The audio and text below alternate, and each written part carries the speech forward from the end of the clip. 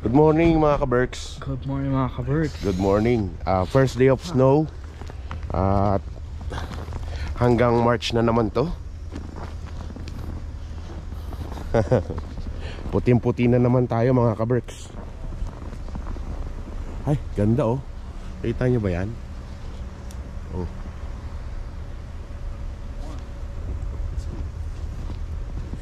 Magja-jump ka? Jump ka nga. Malamig na. O alam mo nang gagawin mo na. Winter na. Alam na this. Sasakyan natin mga ka-Berks oh. Mga ka-Berks natin dyan sa Bataan, sa Palengke. Tara na, pasyal kayo dito. Baka nakalak. Ayaw mabukas no. Pag gano'n nakdaan-dahan ha. Kailangan dalawin ganyan natin. Tig-isa tayo para mas mabilis yung alis natin sa snow.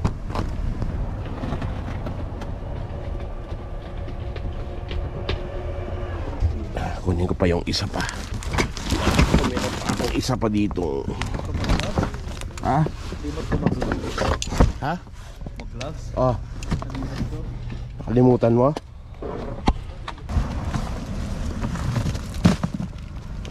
Ako na sumura.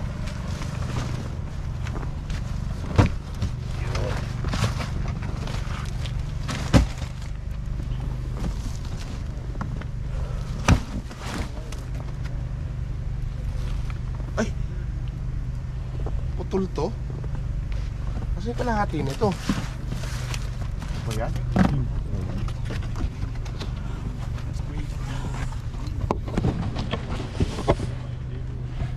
Putol mo. Gamitin mo na yan.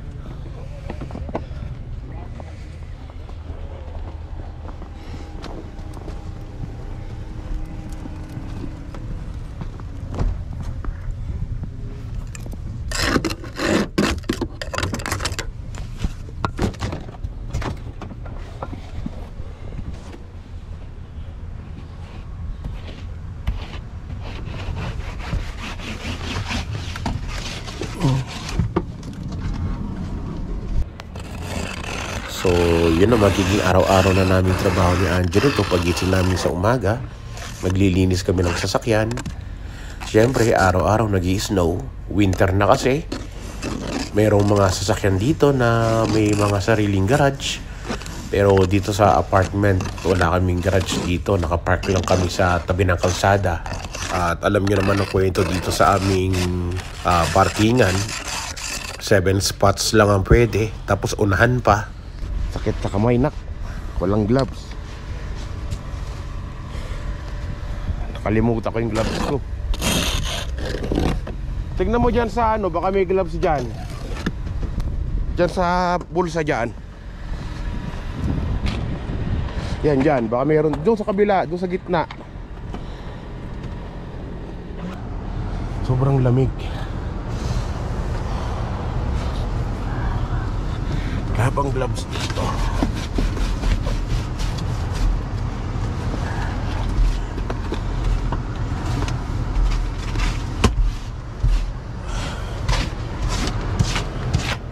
Ayun, naka-gloves na pala si Angelo. Nakakuha na pala siya ng gloves. Ayan, ang trabaho niya. Araw-araw, ganyan talaga.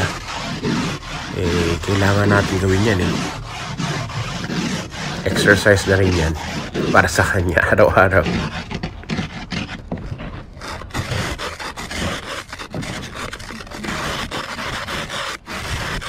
Nakdad ganito kalinis na ko. Kapag ganyan kalinis. Sobrang lamig mga ka-Berks, grabe. Ano nak? Okay na? Okay na. Back to snow na tayo? Back to snow. Parang first time ko lang ulit pumunta dito sa Canada. Nung dumating ka dito sa Canada last January 21. Nung January, anong expectation mo nung naramdaman mo yung lamig? Ay, excited. May snow. Kulay puti lahat. Tapos kinabukasan na ako na. Kanta dulas-dulas ako. nagkanda dulas-dulas siya. Pero ngayon, ready na ako. Alam ko na kung paano yung lamig ng Canada. Alam ko na kung ano yung dapat suotin. Oo. Alam ko na din kung paano yung takbo ng traffic dito kapag winter. Tingnan mo yung labas na, pakita mo sa kanila. Oh. Welcome to Canada mga ka-Berks. Yung sasakyan natin parang nasa loob ng freezer.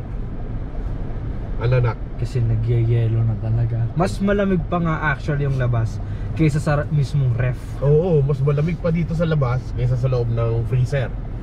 Di ba? Ang lamig. Kasi ang negative 8 degrees tayo ngayon. Ngayon, oo.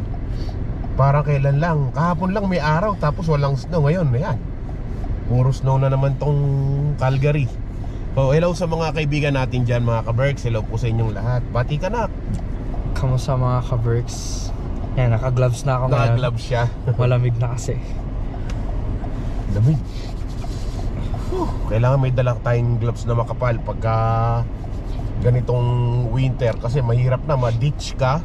Lilinisin mo yung snow sa gulong mo. Kailangan mayroon kang gloves. Kailangan mayroon kang dalang pala, no nak? May pala dapat, yes. Essential na yung pala dito mga ka-Berks. Correct. Kailangan may pala sa sasakyan.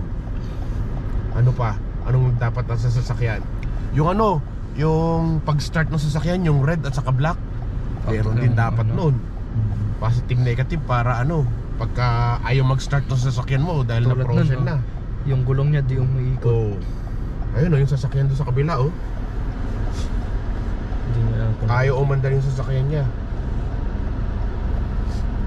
Yun yung pag kahit na nakastop, umuurong. Naku. Kaya kailangan dito sa Canada pagka summer kailangan naka summer tire ka or all season tire. Pag winter kailangan naka winter tire ka. Ganon katindi yung weather dito saka yung sasakyan dito.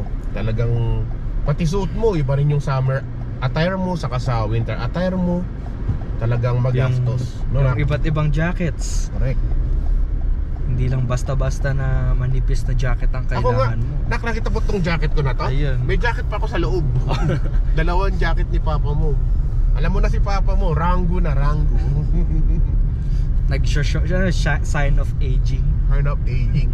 Eh paano pagka ganitong nag-i-snow na? Kunwari, sa train station, punuan pa rin. Punuan talaga yun. Kasi walang may gustong, syempre maghintay sa labas.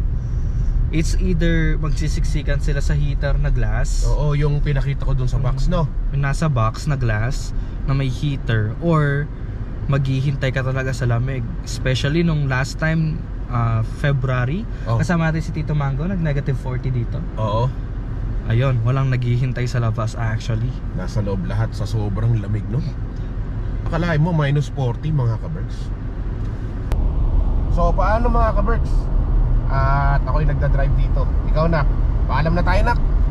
So maraming salamat sa panood mga ka-Berks. Ito nga pala si Angelo at si Papa Chris Cusinero, ang inyong kapamilya, kapuso, katropa, kabarkada at ka-Berks. Babay na po, maraming salamat sa inyong panonood at suporta.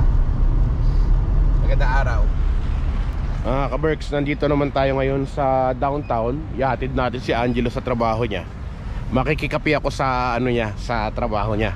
Tapos maglalakad tayo dito sa downtown Calgary ngayong winter, ngayong may snow, para sama ko kayo sa paglalakad dito para nandito na rin kayo mga ka-Berks. Hanggang 11. Hanggang 11 AM? Okay. So 2 oras is $3 no nak? So $150 per hour yung parking dito.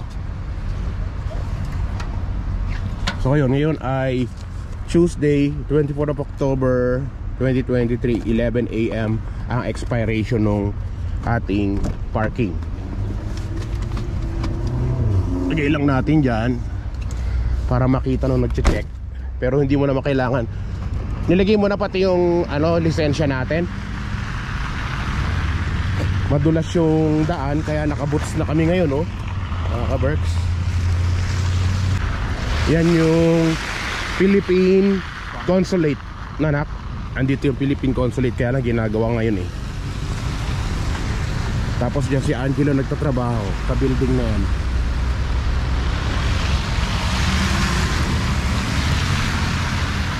So sobrang lamig ngayon.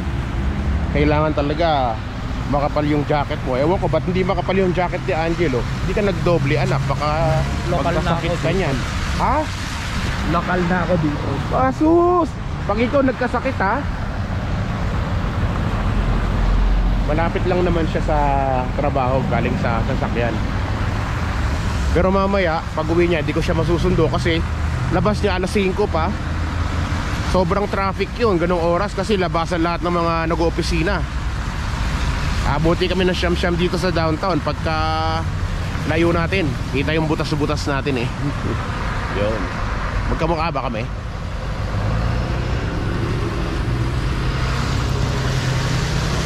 Bigat kong sapatos ko. Ang hirap maglakad. Dito siya nagtatrabaho.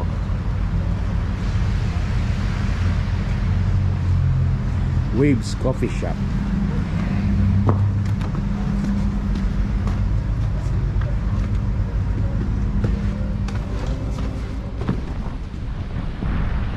So kaberks, balik na ulit tayo sa winter. Humingi lang ako ng coffee kay Angelo. Sobrang lamig eh. Alam nyo naman pag sobrang lamig na ganito, talaga kailangan meron kayong kape. So coffee tayo. Dito tayo dadaan sa ilalim ng tulay. Ayan. Bilis niya maglakad oh. Mahaba kasi ng mga hita niya eh. Lamig. Umuusok na yung uso ni Chris Cusinero. Tara, lakad na tayo.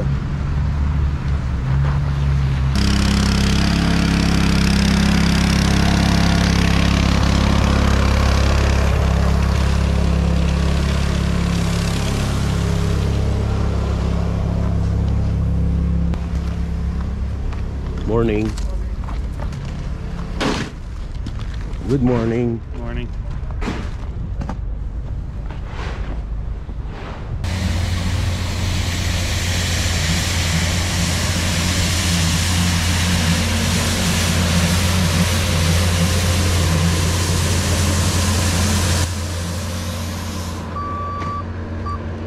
Sabi ko nga ito yung first day na pagbagsak ng snow dito sa Calgary, no?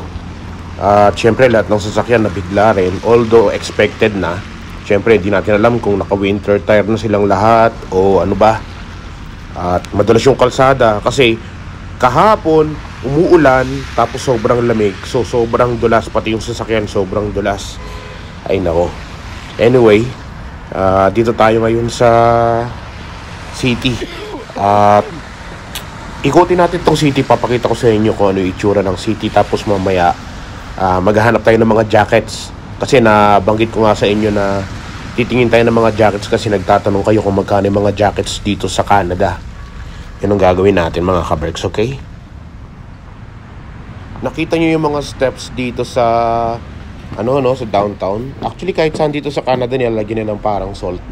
Yung kulay blue na nakita nyo. Pasok lang muna tayo dito saglit sa Tim Hortons at magpainit lang tayo saglit. Sobrang lamig sa labas. Giniginaw na ako at hindi naman ako makabili ng kape dito dahil may dala na nga akong kape galing sa trabaho ni Angelo. Salamat pala dun sa nagbigay ng kape, yung kasama ni Angelo sa work. Saka syempre si Angelo rin. Anyway, nandito tayo ngayon sa Tim Hortons at magkakape lang ako saglit. Siguro mga 5 minutes lang ako dito. Malapit lang dito yung bahay ni Tito Mango.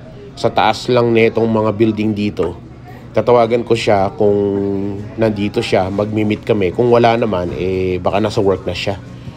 So, yun ang gagawin natin for today. Explore lang natin tong downtown mga kaberks, yung first snow dito sa downtown.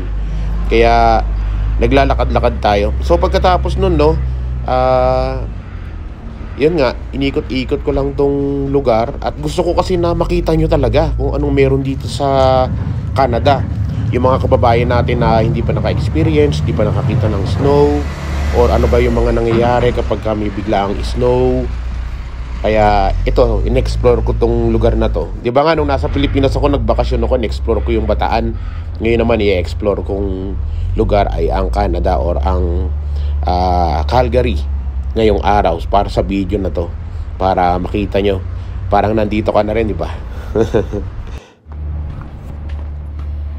Try natin sumakay ng tren dito sa Calgary. Within downtown pwede ka sumakay ng tren, libre dito pag dito ka lang sa downtown. Mga 5 station siguro. Tara, samahan niyo ako. Explore natin ng downtown. Kung giniginaw ka, pwede kang pumasok dito. Mainit dito eh. Ano, meron sila rito heater. Yan. Mainit yan. Bigla na lang namatay yung hawak kong GoPro.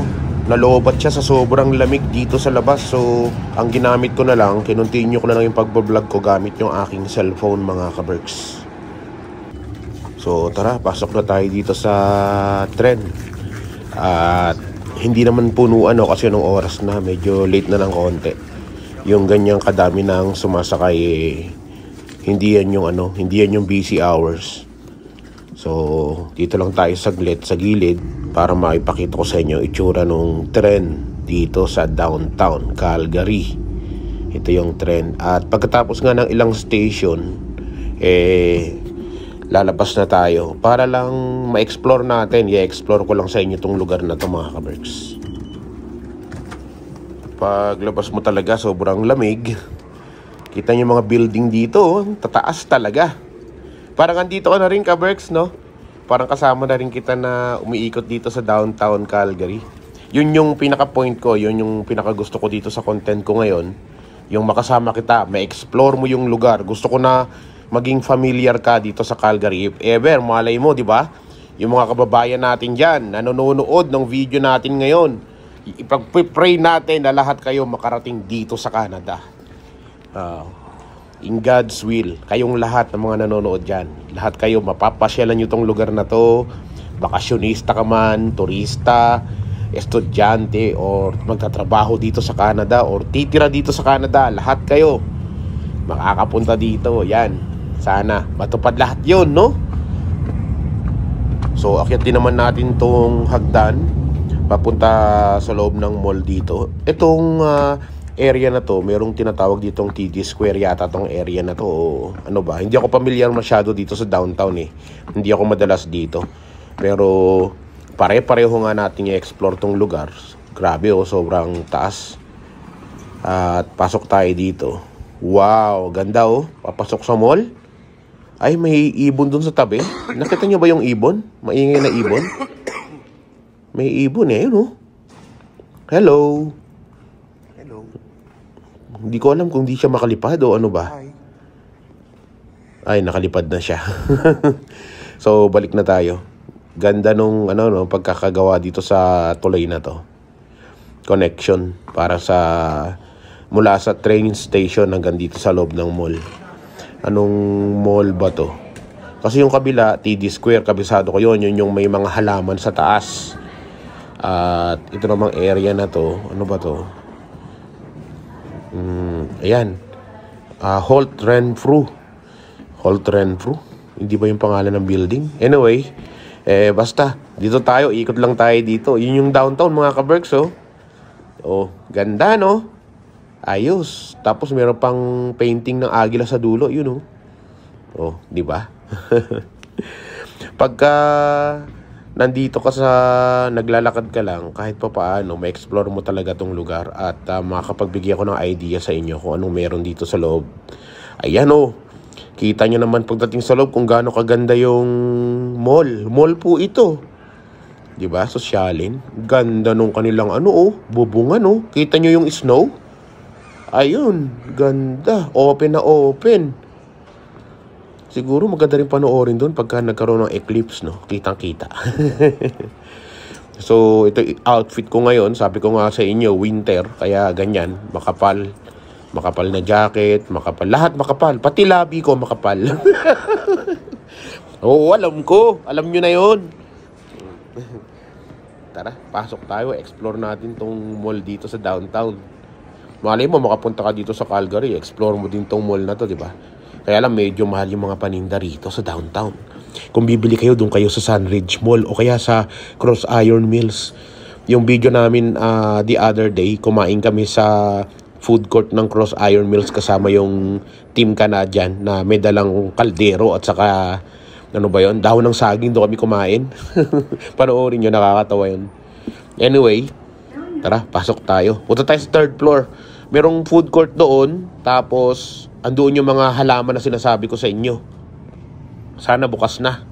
Kasi sobrang aga pa eh. Wala pang alas 10. Kasi nga hinatid ko si Angelo sa work. 9 to 5 siya ngayon. At di ba kanina nung naghulog kami ng coins doon sa parking. Sabi niya 2 hours hanggang 11 o'clock yung sasakyan doon na nakapark.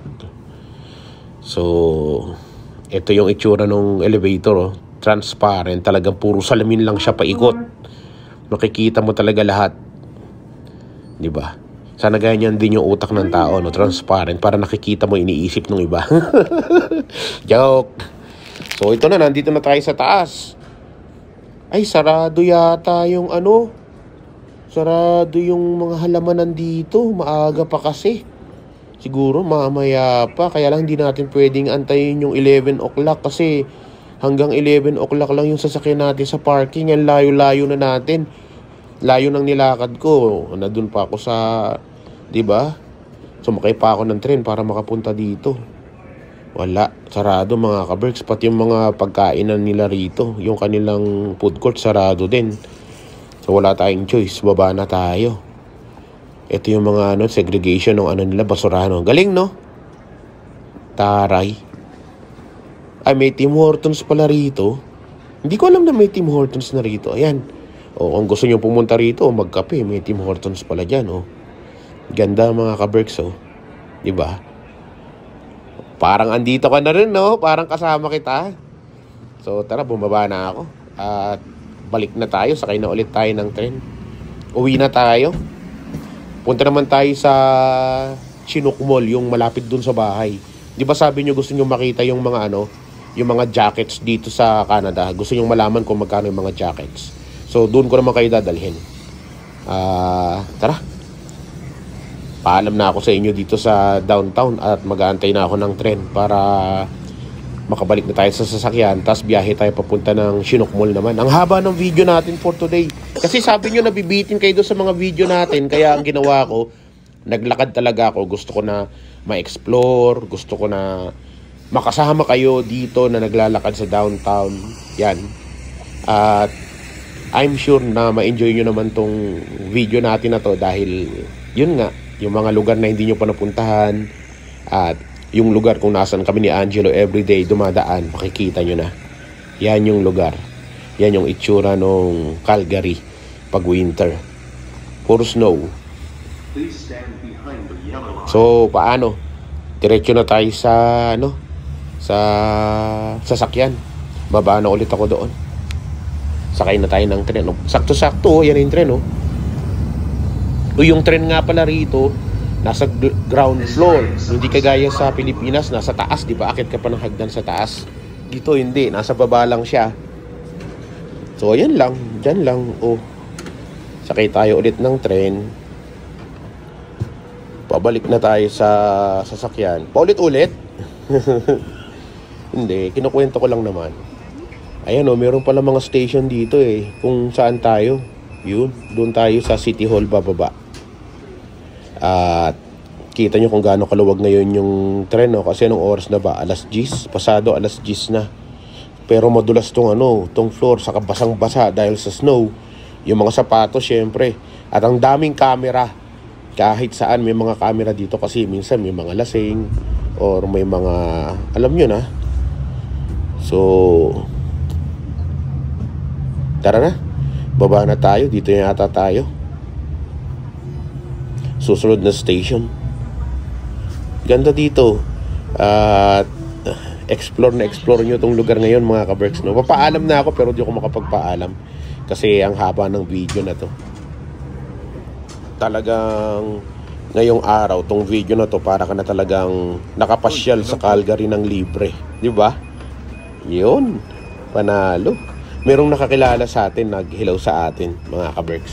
Siguro nakakilala sa atin sa pagbablog natin. At kung makikita nyo nga, ang ganda ng view dito. Ultimo yung mga puno dito. Di ba sabi ko sa inyo, itong mga puno na to, pag summer, punong-puno ng dahon, kulay green. Ngayon, puro sanga na lang siya, di ba? Oh, makakaupo ka ba dyan sa mga upuan na yan? Tawid na ulit tayo dito sa may tulay. Uy, may kalapati oh, mga kaberks oh. Uy, wala na, lumipad na siya. Laki nun, taba-taba niya. Sobrang laki ng mga kalapati dito. O yung mga mahilig niya sa kalapati, para makita nyo kung ano itsura ng kalapati dito sa Canada. Uy, meron pa. Ayun, oh. Dalawa, partner sila, oh. Lalaki. Oh, ayos. Tara, balik na tayo sa sasakyan. Ito yung pinakamahirap dito, yung unang snow kasi madulas. O pati yung pushcart, iniwan na lang dito mga ka-Berks. So paano mga ka-Berks, hanggang dito na lang. Maraming salamat sa inyong panonood at pagsama nyo sa akin dito sa pagpasyal natin dito sa downtown. Lamig, giniginaw. Chris Cusinero, ang iyong kapamilya, kapuso, katropa, kabarkada at ka-Berks. Salamat po ulit. Bye-bye. Ano man ang hamon ng buhay, palagi ka lang sumabay. Piliin mo laging sumaya. Kay Chris Cusinero panalo ka. Di lang pagluto at sa kusina, sa adventure ay kasama. Sa lugar na kakaiba, halika na. Kay Chris Cusinero na. Halika na't sumama ka at manood. Mga matay mamamangha, di lang tiyan ang mabubusog. May mga lugar pa lang ganito.